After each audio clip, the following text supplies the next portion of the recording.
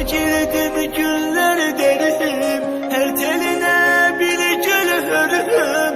Haber çattı almış ölüm, nece kızım bu feryadı.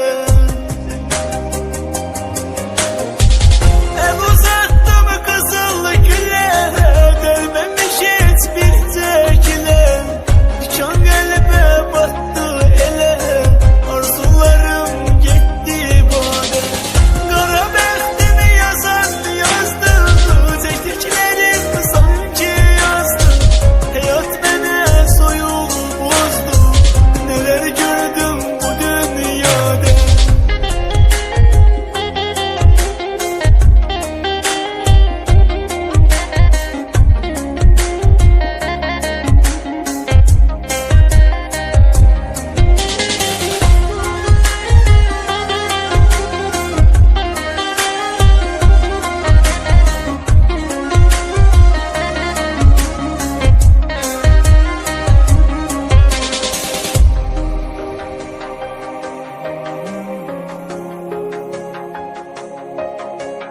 Hayat mənə düşman oldun, yareleri qəlbə saldın.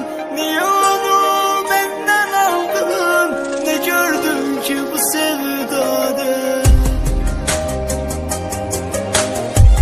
Soyuq məzar bombuz yerin, yaralarım derin derin.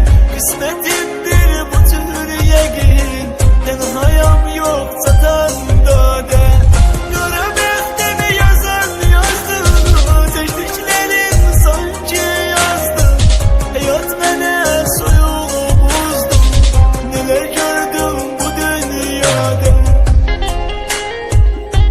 Doğulandan bəri edincə vəfat zülm eləyir. İnsana rəhmi yoxdur, rahat-rahat zülm eləyir. Nə günah sahibiyik biz, bu həyat zülm eləyir. Sanki dustaq kimiyik, fərz elə zindandır həyat.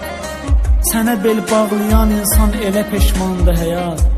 Nə səbəbdəndir axı insana düşmandır həyat.